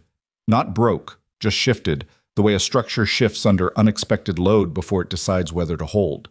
Dante removed the first document and placed it on the table. The copy Ms. Vale possesses came from the estate of the organization's former accountant. It was purchased through a front company, Vale Consulting LLC, registered in Delaware 3 months ago. He placed the corporate registration document beside the first page. There is a second copy of the ledger. It's been in secure keeping for the past 2 years. He looked at Vivienne. Vivienne reached into her folder and placed the second copy on the table. Not the full document. 3 pages, clearly excerpted from a larger record, with a notarized certification from an attorney confirming the existence and location of the complete document. Caruso looked at the pages. He looked at Vivienne. You've had this. Yes, Vivienne said. For 2 years. Yes. Richie's voice came out rough. Why are we only hearing about this now? Because 2 years ago, there was no reason to surface it, Vivienne said. She looked at Richie directly, without apology. The ledger documents decisions made under extreme pressure in circumstances that all of you understood at the time. Surfacing it without cause would have done nothing except create the exact vulnerability Ms. Vale is now attempting to exploit. She paused. I surfaced it now because it's being weaponized, and the families deserve to know that the weapon being pointed at them is not as singular as they've been told. Serena's attorney leaned forward and said something in Serena's ear. She didn't look at him. Her eyes were on Vivienne with an intensity that had abandoned all its earlier warmth. You're claiming to control a copy of a document, Serena said. Her voice was still controlled, but something underneath it had gone thin. Without producing the document itself, the document is in a secured location, Vivienne said. The notarized certification is from a firm with 40 years of relationship with this table. If anyone here would like to verify it before we continue, that can be arranged. She looked around the table. But I'd suggest we continue because the ledger is not actually the most important thing on this table. Caruso said, What is? Vivienne looked at Dante. A brief look. Just a beat. Just enough to confirm they were still on the same page. And then she looked back at Caruso. There is an active security breach in the Vercelli organization, she said. Not historical, current. Operational intelligence has been passed to an external party, Connor Dolan, for a period of 22 months. We've identified the source. The room went absolutely still. Carbone's coffee cup was halfway to his mouth. It stopped there. Then, slowly, he set it down. The source, Dante said, is in this room. Carbone moved first, not dramatically, not a lunge, just a shift of weight that was too quick and too purposeful for a man who was supposed to be surprised by what he'd just heard. He was on his feet before anyone else had fully processed the sentence, and his hand was moving toward his jacket, and Dante was already moving too, not toward Carbone, but sideways, putting the table between them, because Dante had not brought soldiers, but he had, in his jacket pocket, the one thing he'd carried consistently for 20 years, and his hand found it. Don't, Dante said. Carbone stopped. His hand was inside his jacket. His eyes were moving. To Dante, to the door, to the 2 men from Caruso's household who had appeared in the doorway at some signal Dante hadn't seen. The room held. Caruso's voice was very quiet. Take your hand out of your jacket, Leo. Carbone looked at Caruso. Something moved across his face. Not fear exactly, but the thing that lived next to fear, the look of a man recalculating very rapidly. He removed his hand from his jacket slowly, empty, and placed both hands on the table. Benedetti had not moved. He was still standing near the sideboard with his coffee cup, and he was very carefully not moving, and the stillness of him was the stillness of a man who has decided that complete inaction is his best option. Dante pulled the documentation from his folder, Trevisi's report, cross-referenced with Vivienne's financial trace, 22 months of intercepted information laid out in a sequence that was clear and detailed and unambiguous, and he placed it on the table. The financial connection runs from Dolan through 3 shell accounts to a personal account held under a name that traces back to Carbone through a real estate transaction in 2021, Dante said. His voice was steady. He was surprised by how steady it was. The information passed includes supply routes, personnel structure, financial account details, and the names of 3 political contacts that subsequently became unavailable to us. He paused. 22 months. Caruso picked up the documents. He didn't read them quickly. He read them the way he did everything, with the complete attention of a man who understood that speed and thoroughness were not the same thing. Then he passed them to Paolo Falcone, who passed them to his brother. Carbone said nothing.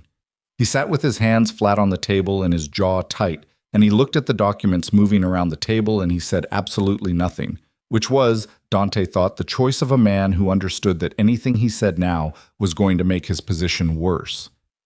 Then Serena spoke. "This is a deflection," she said.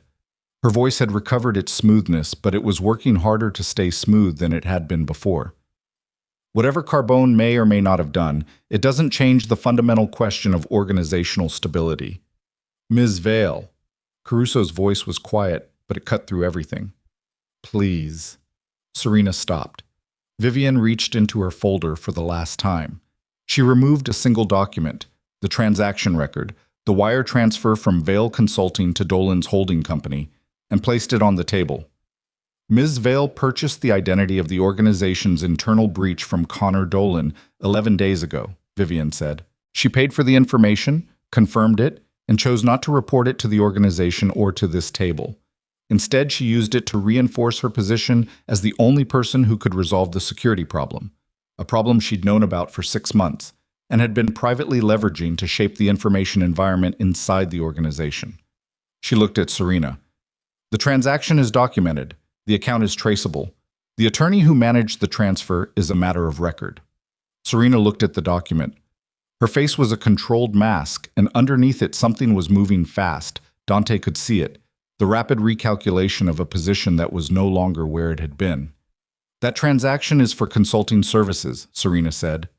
"The consulting company doesn't exist," Vivienne said.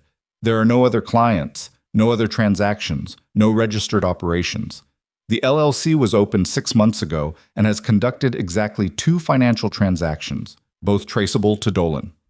Paolo Falcone said to no one in particular, "She's been working with Dolan." "I have not been working with..." "She's been building toward handing him the transition," Dante said. "She doesn't want to run the organization. She wants to broker the succession, collect the debt from every party on both sides. Dolan has been her financial backer for the entire operation." Serena stood up. She pushed her chair back and stood, and the attorney against the wall stood with her, and she looked around the table with an expression that had finally dropped the last of its warmth and was showing something underneath that was colder and more precise. "You have documents," she said. "Documents that can be challenged, sourced, disputed. What you don't have is..." "Sit down." Caruso's voice hadn't risen, but it didn't need to. It had the weight of a man who had been in rooms like this for 50 years and who had said those 2 words before and had always been obeyed. Serena sat. The room was very quiet. Outside the heavy drapes, the morning was fully arrived now. Gray, cold, the particular flat light of a November morning in Westchester. And somewhere in the house, a clock was marking the half-hour with a single tone. Caruso looked at Carbone. "Leo, you've been with the Vercelli organization for 30 years. Carbone said nothing. 30 years, Caruso said again, as if the number meant something that needed to be given room. "And you made this arrangement." "It was..." Carbone's voice came out rough. He cleared his throat. "It was a business decision." "Whose business?" Ricci said. His voice was not quiet. "Mine? You passed my name through that pipeline too. Everything in that ledger." "Nobody's name went to anyone with a subpoena," Carbone said sharply. "Dolan doesn't work that way. He wanted operational information, supply lines. He didn't want..." "You don't get to decide what he did with it," Dante said. Carbone looked at him. The look lasted a long time, and in it Dante saw the complete landscape of 30 years. The early days when they'd been young men together figuring out how to survive. The middle years when they'd built something real. The gradual divergence of paths that Dante apparently hadn't been paying close enough attention to follow. "You stopped listening," Carbone said. His voice had gone flat. 3 years ago, you stopped listening to anyone who wasn't telling you what you wanted to hear. I told you about the structural problems. I told you the captains were restless, that the financial arrangements needed restructuring, that there were vulnerabilities. You smiled and nodded and went back to whatever you were doing. His jaw tightened. Dolan offered a different arrangement, one where my concerns were actually relevant to someone's decisions. So you sold us out, Dante said. I made a calculation, Carbone said. And how's it calculating now? Mantovani asked from the end of the table, with a dryness that cut through the room. Carbone looked down at the table. He said nothing else. Benedetti had still not moved from his position near the sideboard.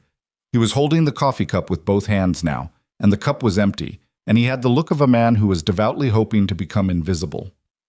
Benedetti, Dante said. Benedetti looked up. Your second payment from Vale Consulting came 11 days ago, Dante said. The same day as the Dolan transfer. Different account, same LLC. He paused. I need you to tell me what you passed to her and when. The silence stretched. Benedetti looked at Serena, just briefly, just a glance, but it was enough. It confirmed everything that needed confirming for everyone watching. Serena's attorney spoke for the first time. My client. Your client is not being questioned, Caruso said. He looked at Benedetti. You are. Benedetti set down the coffee cup. He looked at Dante, and there was something in his face that was almost relief. The particular relief of a man who has been carrying a weight in secret and has finally reached the moment where it gets put down. 4 months, Benedetti said. It started 4 months ago. She approached me directly, said she was working on behalf of a coalition of interests who wanted to stabilize the organization, and that she needed someone on the inside who could... He stopped. I passed meeting schedules, internal communication patterns, nothing financial. The Opera House, Dante said. Benedetti looked at his hands. Yes. The word landed in the room and sat there. Caruso had been very still through all of this. Now he moved. Just his hands, unlacing them and laying them flat on the table, a gesture of finality, the kind of movement that preceded a verdict. He looked at Serena. Ms. Vale, he said, you came to this table with documentation of a problem you were instrumental in creating. You purchased sensitive information about a security breach within this organization and used it as a bargaining chip without disclosing it. You have financial relationships with an external operator, Dolan, that you did not disclose. He paused. Is there anything you want to say to this table before I speak? Serena looked at Caruso. The mask was completely gone now. What was underneath it was not what Dante had expected. Not panic, not desperation. What was underneath it was the face of a woman who has been in tight spots before and who is rapidly, coldly, calculating her way through this one. I want to say, she said slowly, that everything I have done has been in the service of a legitimate goal. This organization is structurally compromised. That's not a fiction I created. The ledger is real. The security breach is real. I found these things because I was paying attention when other people weren't. She paused.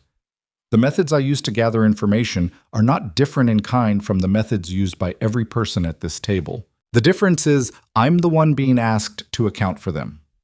It was, Dante thought, not a bad argument. Under other circumstances, it might even have worked. The difference, Vivienne said, and her voice was very quiet, very precise, the voice she used when she had decided something was finished, is that every person at this table has a 30-year relationship with each other and with the organizational structure that allows this arrangement to function. You have 18 months and a financial connection to a man who wants to dismantle that structure and absorb its assets. She paused. You are not one of us. You are never going to be one of us. And the fact that you identified real problems doesn't change the fact that you intended to profit from them in a way that would have cost every family at this table more than they understood they were agreeing to pay. Serena looked at Vivienne for a long moment. Something moved through her eyes. Not quite respect, but something in that neighborhood. The acknowledgement, perhaps, of having encountered someone better at this than herself. Very good, Serena said softly. Then her hand went under the table. Dante saw it happen. The motion, the reach, the shift of her shoulder. And he was moving before he'd consciously processed what he was seeing, his chair scraping back, his hand going to his jacket, and then everything in the room accelerated at once. The attorney against the wall moved toward the door. One of Caruso's men stepped into the doorway and stopped him with a hand on his chest. Carbone was on his feet again, and this time his hand came out of his jacket, not empty, a small, dark shape that registered in Dante's peripheral vision, and then Mantovani, 63 years old and apparently faster than he looked, had Carbone's wrist in both hands and was pushing it upward and sideways with the controlled violence of a man who had learned this skill long ago and never fully forgotten it. The gun went off. The sound in the closed room was tremendous. Not loud the way explosions were loud in films, but physically loud, the kind of pressure that hit the chest and the ears simultaneously. The round went into the ceiling. Plaster dust came down. Everyone froze.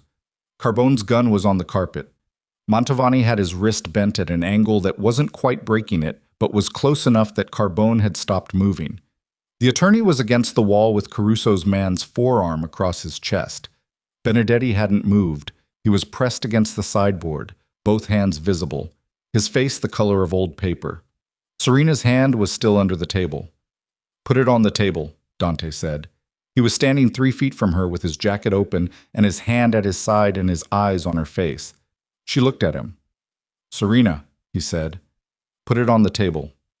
The moment stretched. He could hear his own pulse in his ears. He could hear the dust still settling from the ceiling. He could hear Mantovani breathing hard through the effort of keeping Carbone's wrist controlled. Serena's hand came up from under the table. Empty. She placed both hands flat on the table and looked at Dante with the specific expression of a person who has just decided to stop fighting, not because they've given up, but because they've found a new calculation. "All right," she said. And in the half-second of silence that followed, in the gap between what had just happened and whatever came next, Vivienne stood up from her chair and said, in a voice that was perfectly steady, addressing the full table, "The organization needs a decision from this table. Tonight. Not a provisional arrangement, not a transition committee. A decision. About who leads, who is removed, and what happens to the documentation currently in this room." She paused. "I'm prepared to lay out what I believe that decision should be. But I will only do it once, and I will only do it if everyone at this table is prepared to hear it completely before responding." Caruso looked at her for a long moment. Then he looked around the table, at the Falcones, at Ricci, at Mantovani still holding Carbone's wrist, at Benedetti against the wall, at Serena with her hands flat on the table. Then he looked back at Vivienne. "Speak," he said. Vivienne did not stand the way people stand when they are performing authority. She stood the way she always stood, straight, unhurried, with the particular stillness of a woman who had learned decades ago that the person who moves least in a room full of frightened people tends to be the one everyone else looks to. She looked at the table. She looked at each face in turn, Caruso, the Falcones, Ricci, Mantovani, and she gave each of them a moment of direct, unblinking attention before she moved to the next.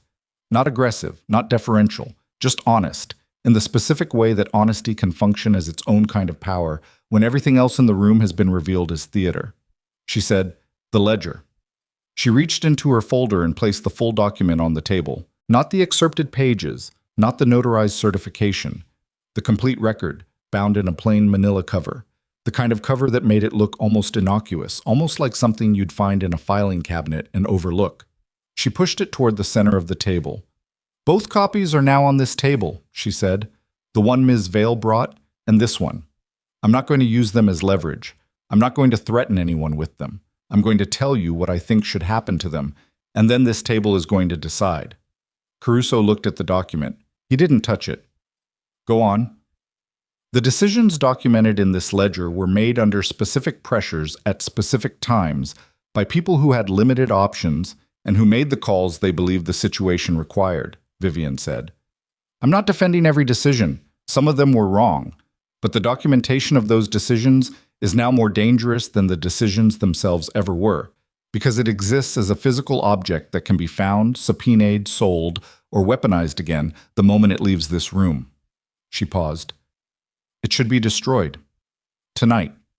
In front of witnesses from each family. And the destruction should be documented by an attorney each family trusts." Ricci said, "And if someone made copies—" "I didn't," Vivienne said. "Ms. Vale has had her copy for 6 months and has not made copies because copies reduce her control over the information. The accountant's estate has been fully cleared. Trevisi confirmed that last night. She looked at Ricci. There are no other copies. I am telling you that as a statement of fact, not as a reassurance. Ricci held her gaze for a moment. Then he nodded once, the nod of a man who has decided to proceed on the basis of available information rather than certainty, which was, in Vivienne's experience, the only honest way most decisions ever got made. Second, Vivienne said, the security breach. She looked at Carbone. He was still standing, still held loosely by the situation, if not by Mantovani's grip, which had eased when Carbone had stopped actively trying to move. He was looking at the carpet. He looked older than he had 20 minutes ago. The suit that had seemed put together when he walked in now looked like something he'd borrowed from a version of himself that no longer existed. Leo Carbone has been an asset to this organization for 30 years, Vivienne said. That is true, and it matters. It doesn't change what he did. The breach he enabled cost this organization 2 years of operational security and created the precise vulnerability that allowed an outside operator to insert himself into our structure. She paused. The families will decide his fate. That's not my decision to make, and I'm not going to make it. But I want to say, because I think it needs to be said, that the conditions that made him available to Dolan were real conditions. The organization had problems. He identified them and raised them and was not heard. That's not an excuse. But it's a fact, and facts don't stop being facts because they're inconvenient. Carbone looked up. He looked at Vivienne with an expression that was complicated, something between resentment and a reluctant, unwanted gratitude that he clearly didn't know what to do with. Dante, sitting at the table, said nothing.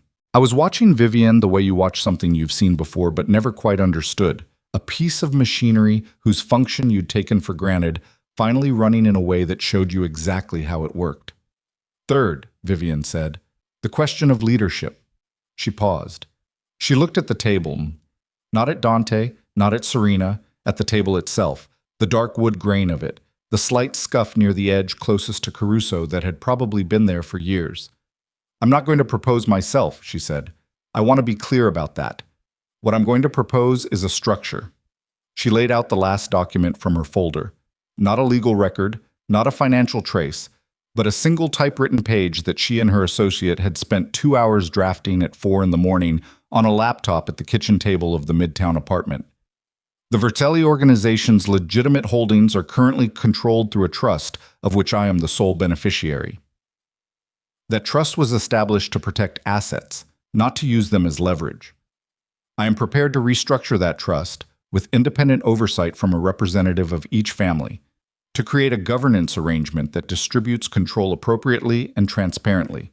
She paused. The operational side of the organization is Dante's to manage. He built the loyalty of the people in it. He understands the relationships.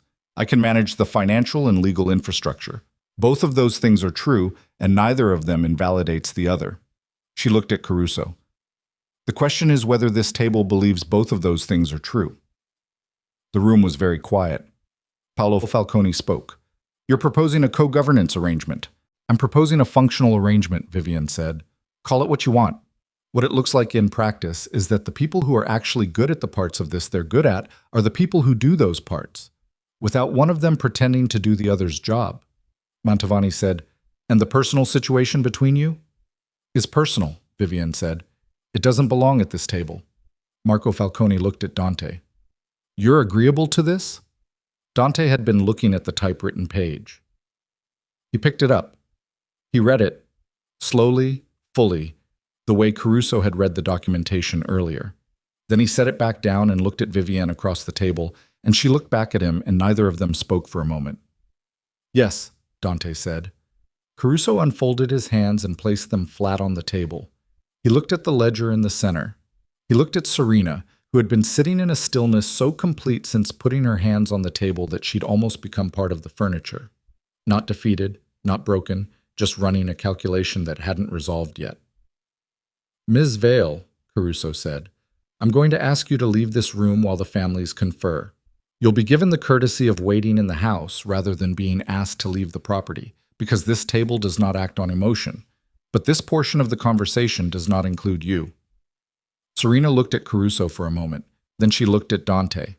Then, and this surprised him, more than almost anything else that had happened in the past 12 hours. She looked at Vivienne with an expression that was not hostile and not warm and not anything Dante had a ready name for. Something almost surgical, the look of a professional appraising a result. "Well done," Serena said softly. It was addressed to Vivienne, and it was entirely genuine. She stood, smoothed her jacket, and walked to the door. The attorney gathered his briefcase and followed. Caruso's man let them through and then positioned himself in the hallway outside. The door closed. The five family heads looked at each other, then at Dante and Vivienne. Then Caruso said, "Give us 20 minutes." And Dante and Vivienne both stood and walked to the far end of the room, near the window, where the gray November morning pressed against the glass. They stood side by side without touching and without speaking for almost a full minute. Outside, a crow was sitting on the stone wall of the drive doing nothing in particular, regarding the grounds with the flat, professional disinterest of something that had seen worse. "You didn't tell me about the restructuring proposal," Dante said finally. Low, not accusatory. "I wrote it at 4 in the morning," Vivienne said. "There wasn't time. You should have told me. You would have argued about it." He thought about that. "Probably," he admitted. Another silence. The crow took off from the wall and disappeared into the tree line. "If they don't go for it," Dante said. "Then we deal with what they do decide," Vivienne said. "That's all." "You're not worried." She turned her head and looked at him sideways, a look he recognized from the early years, the particular look she used when she thought he was asking a question he already knew the answer to. "Of course I'm worried," she said. "I've been worried for 2 months. I'm just not going to perform it." He looked out the window. "I didn't see you," he said. "For years. I looked right at you every day and I didn't see what was there." She was quiet. "I don't know if that's something that—" He stopped, started again. "I don't know what that means for us. Going forward, I'm not going to pretend I do." "Neither am I," she said. "But the arrangement you proposed is a working arrangement," she said, "for the organization. It doesn't require us to—" She paused, choosing the word. "Resolve anything else. Not right now. Maybe not ever. That's not what this morning is about." He nodded slowly. It wasn't enough, and it wasn't nothing, and it was, he supposed, the most honest thing either of them had said to each other in years. The 20 minutes turned into 35. Nobody came to get them. They stood at the window and occasionally one of them said something and the other responded, and the conversation moved in the careful, stripped-down way of two people who have run out of pretense but haven't yet figured out what to replace it with. When Caruso finally called them back to the table, the five men had the particular settled quality of people who have made a decision they can live with, which was different from the quality of people who have made a decision they're happy with. "The restructuring proposal," Caruso said, "is acceptable in principle. The specific governance terms will require 90 days of negotiation with representation from each family. During those 90 days, the operational and financial management of the Vercelli organization continues as proposed." He looked at Dante. "You operate. Mrs. Vercelli manages the financial and legal structure." He paused. "The personal arrangement between you is, as she said, personal. This table has no position on it." Dante said, "And Carbone."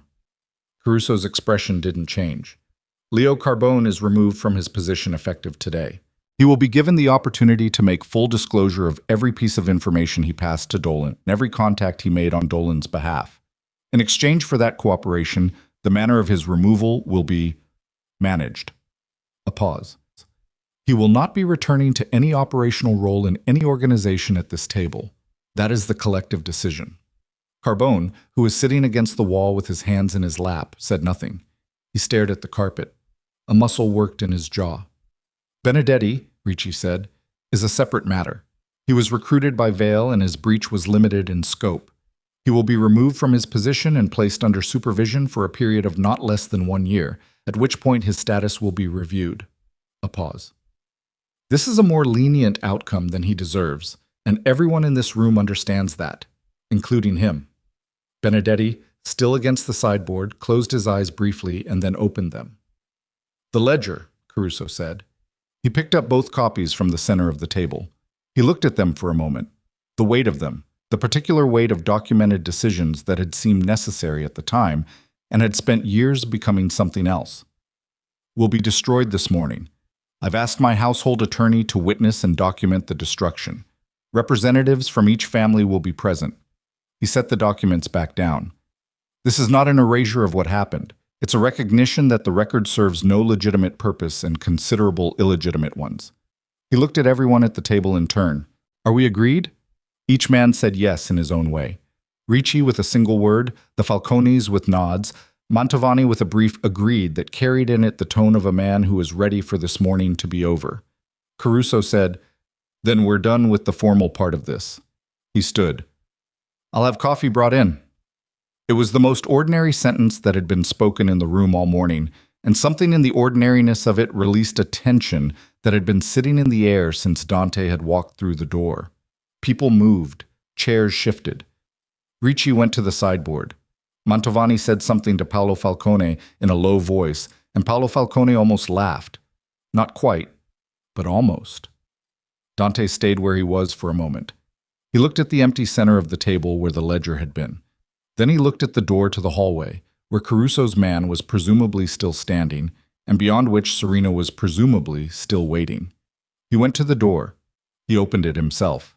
The hallway was long and carpeted in the same dark green as the main room, and Serena was sitting in a chair against the wall halfway down, her coat on, her briefcase at her feet, her attorney standing a few feet away with his phone in his hand. She looked up when the door opened. Dante walked toward her. He stopped 6 feet away and looked at her. Really looked, the way he hadn't let himself look at her in the 2 months since he'd started to understand what he was looking at. She was still beautiful. That hadn't changed. Nothing about the surface of her had changed. But the surface of her had always been constructed, and he understood that now. And understanding it made the surface irrelevant in a way he couldn't quite articulate and didn't need to. "The families have made their decision," he said. "I assumed," she said. "You're not facing criminal exposure from this table," he said. "That's not how we handle things, and you know that. But you're finished here, in this city, with every organization connected to every family in that room." He paused. "That's a significant geography." "It is," she said. She was looking at him with that same expression she'd used on Vivienne at the end, the surgical professional appraisal. "Are you here to tell me to leave?" "I'm here to tell you what it cost," Dante said. "Not as a warning. You'll do what you decide to do, but I think you should know what it actually cost." She tilted her head slightly. "Which was?" "You were good," he said. "At this. At all of it. The reading of people, the patience, the construction of a position. You're genuinely talented." He paused. "But you spent 18 months in an organization with a 40-year history, and you looked at it and saw an opportunity, and you never once, not once, considered that the people inside it might be worth something beyond what you could extract from them." He held her gaze. "That's not a strategic failure. That's a human one." Serena looked at him for a long moment. Something moved behind her eyes. Not remorse. He didn't think it was remorse, but something in the neighborhood of recognition. The look of someone hearing something they have heard before in a form they can't dismiss. "Noted," she said. He turned and walked back to the door. Behind him he heard the sound of her standing, of her attorney picking up the briefcase. He didn't turn around again. The next 3 hours passed with the particular texture of aftermath, slow, factual, occasionally tedious, the long administrative tale of a morning that had been anything but. The ledger was burned in the fireplace of Caruso's study, both copies together, witnessed by representatives of each family and documented by Caruso's attorney, who produced a single-page certificate confirming the destruction and had it signed by everyone present. Dante signed it. Vivienne signed it beside him. Their signatures were adjacent on the page, and the space between them was exactly the distance it needed to be. Trevisi called at 11:15. Dante stepped into the hallway to take it. "Dolan," Trevisi said. "He's been informed that his assets inside the organization have been identified and removed. The information came through a channel he won't be able to trace back to anyone in your circle." "How did he take it?" "He's pulling back," Trevisi said. "For now, he's a businessman. He'll recalculate." A pause. "He won't stop being interested in your territory." "I know," Dante said, "but he's lost 2 years of inside access and the operator he was counting on to manage the transition. He's starting over." "Starting over takes time," Trevisi agreed. "I know," Dante said. "I've done it." He hung up and stood in the hallway for a moment. Through the door of the study, he could hear the low murmur of the Falcone brothers talking to Caruso. Through the door of the main room, he could hear, faintly, Vivienne's voice, precise, even, moving through something with Mantovani that sounded operational, numbers or logistics, or the structure of the proposed governance arrangement. Her voice doing what her voice always did, which was carry the weight of the actual work, while the rest of the room handled the weight of the appearance of authority. He thought about something Carbone had said. You stopped listening. The words had landed somewhere deep and uncomfortable and had stayed there through the entire morning, not as an excuse for what Carbone had done, which was inexcusable, but as a fact that existed independent of its context. He had stopped listening. He'd built his world into a shape he preferred and called the shape real, and was genuinely surprised when it turned out to be something else. He didn't know what to do with that yet. He suspected it was going to take longer than a morning. He went back into the main room. By early afternoon, the formal business of the meeting was concluded, and the families departed in the careful, staggered way of people who had arrived separately and intended to be seen to leave that way. Caruso was the last to go. He stopped at the door of the main room and looked back at Dante and Vivienne, who were standing near the table gathering the remaining documents. Your father, Caruso said to Vivienne, would have handled this morning exactly the way you handled it. Vivienne looked up. I don't know if that's true, she said. It is, Caruso said. He would have hated every minute of it, and he would have done what needed doing. He paused. The difference between him and most people was that he understood those two things weren't contradictory. He looked at Dante. Take care of your house. He said it without irony and without softness, just as a piece of information, delivered with the straightforwardness of a man who had been delivering pieces of information for 81 years and had run out of interest in cushioning them. Then he left. The room was empty. The fire in the study had burned down. The coffee cups from the morning were still on the sideboard. Outside the window, the gray light had thinned slightly. Not sun, not yet, maybe not today, but a slightly less heavy gray, the way late November afternoons sometimes managed. Dante stood on one side of the table and Vivienne stood on the other, and they looked at each other across the space where the ledger had been. What happens now? Dante said. Not a question, just a sentence that needed saying. Now we go back, Vivienne said, and we do the work. The 90 days will be complicated, she said. Ricci's representative is going to push on the trust restructuring. The Falcones will want a seat at the financial oversight table, and they'll probably get it. Mantovani is going to ask for something specific in exchange for his support, and we won't know what it is until he asks for it. She paused. It's going to be a lot of work. I know, Dante said, and Dolan is still out there.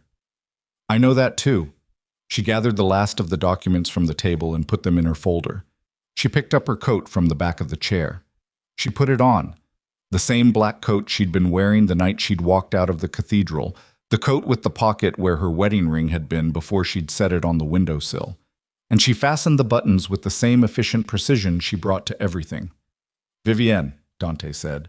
She looked at him. He had things to say. He was aware of them, a collection of things that had been accumulating for a long time, that had gotten sharper and more specific over the course of a very long night, that were sitting in his chest with a weight he couldn't quite lift. He looked at her face, the tiredness in it, the steadiness underneath the tiredness, the specific quality of a woman who had been standing in the gap between what existed and what should exist for so long it had become her resting posture. And he understood that none of those things were going to come out right today. Thank you, he said. It wasn't enough. He knew it wasn't enough. She looked at him for a moment, then she said, Don't thank me. Just do better. She picked up her folder and walked to the door. At the door she stopped with her hand on the frame, and without turning around she said, The car I came in has room if you need a ride back. He almost said no. The reflex of the past 2 months was still there. The managed distance, the performed indifference, the careful maintenance of separate lanes. He felt it pulling. All right, he said. She nodded once and went through the door. He followed. The drive back took 40 minutes.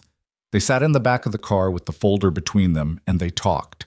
Not about the morning, not about the families, not about anything that had the weight of a capital D decision behind it. They talked about the logistics problems that still needed unwinding, about the captains who needed to be called that evening, about a specific account structure that Ellis the accountant had flagged as needing attention before the governance negotiations began. It was the most ordinary conversation they'd had in years, and underneath the ordinariness of it was something that wasn't exactly comfort and wasn't exactly hope, something quieter than either, less presumptuous, the specific texture of two people who have survived something real together and are willing, cautiously, to remain in the same room. When the car stopped in front of Vivienne's building, she got out. She stood on the sidewalk for a moment and looked back through the window at him. Just briefly, just a look, nothing that required a response. And then she turned and walked inside. Dante sat in the car for a moment after she'd gone. The driver asked where next. He thought about the penthouse, the desk with the glass of scotch he'd never touched, the photograph, still face down on the surface. The office, he said. There's work. 3 weeks passed.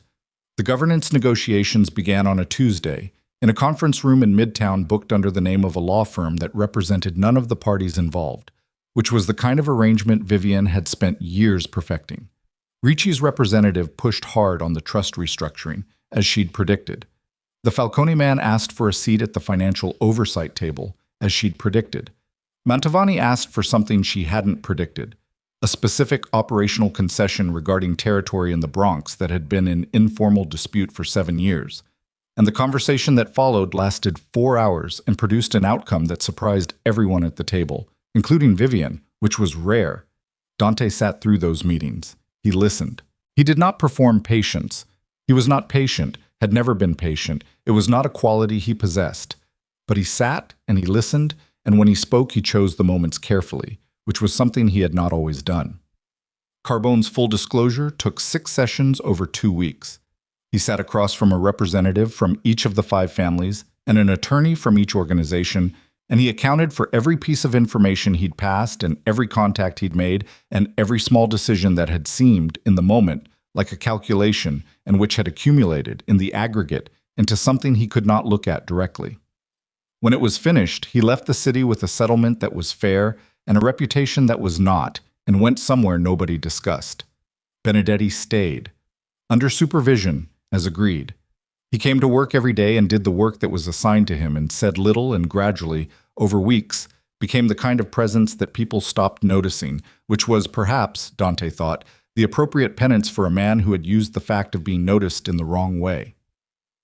Serena Vale left New York 14 days after the morning at the Caruso estate.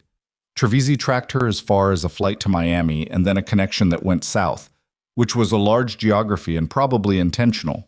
She did not attempt further contact with any member of any of the 5 families. She did not surface in any of the networks Trevisi monitored. She simply departed, cleanly, the way a professional departed when a particular engagement had concluded, and whatever she was doing next was her own business. The Dolan situation required attention over a longer period. He pulled back, as Trevisi had said, but pulling back was not the same as stopping, and 3 separate attempts to establish new contact inside the organization over the following months were identified and addressed before they developed into anything serious. The identification was easier now than it had been before, because the governance structure that Vivienne had proposed and the families had accepted created transparency in the places where opacity had existed, and opacity was what men like Dolan needed to work with. It was not a clean victory. None of it was. The organization that emerged from those 3 months was smaller in some ways and more structured in others, and the people in it were different. Some gone, some changed, some carrying the specific weight of having watched something they'd believed in get partially dismantled and rebuilt into something they were still learning to recognize. Dante carried his own weight. He got up every morning and went to the office and made the calls and sat through the meetings and did the work. And on some days it felt like work he understood, and on some days it felt like work he was still learning to understand, and he had stopped pretending he couldn't tell the difference. He and Vivienne had dinner on a Thursday evening, 6 weeks after the Caruso meeting. Not a reconciliation. Neither of them used that word. Neither of them reached for it. Just dinner, in a restaurant they'd both gone to for years, in a booth near the back, where they ordered what they always ordered, and talked about the governance negotiations and the operational restructuring and the specific problem with the distribution arrangement in New Jersey that was going to require either a renegotiation or a restructuring. Halfway through the meal, Vivienne said, without preamble, My father's ring is still on the windowsill in the cathedral vestibule. I called to ask about it. They're holding it. Dante looked at her. She was looking at her plate. Not our rings. My father's... He gave it to me at the wedding. I wasn't wearing it at the ceremony. I'd put it in my coat pocket. She paused. I must have taken it out when I took off the other one. Do you want to go get it? He said. She looked up. Yes, she said. I'd like to have it back. Then we'll go, he said. It wasn't a grand gesture. It wasn't meant to be. They finished dinner and paid and drove across the city in the cold November dark to the cathedral, where a confused and slightly annoyed verger produced a small ring from a lost property box and handed it to Vivienne with the polite bafflement of a man who had no idea what he was holding or why it had taken 6 weeks for anyone to claim it. She put it on her right hand. They stood on the cathedral steps for a moment in the cold. The city moved around them, cabs and pedestrians and the particular compressed noise of Midtown on a weeknight, indifferent to everything that had happened in the marble interior behind them 6 weeks ago. I need to go over the Ricci correspondence tonight, Vivienne said. I know, Dante said. I have it. They walked down the steps together. Not side by side in any particular way, just two people walking in the same direction at the same speed, into the same city, toward the same work. 6 weeks ago, she had placed her wedding ring on a windowsill and walked away from a life that had been built around her without her full participation. She had not gotten that life back, and she was not getting it back, and she was clear-eyed enough to understand that and to find, in that clarity, something that was not contentment and was not peace but was perhaps the beginning of something more durable than either. She knew who she was. She knew what she had built. She knew what it had cost, and she knew that the cost had been real, and that the ledger, the real one, the one that lived inside people rather than in manila folders, didn't burn as cleanly as paper did. But she was standing, and the city was in front of her, and the work was real, and the days were real, and the choices going forward were going to be hers to make. She walked. That, for now, was enough.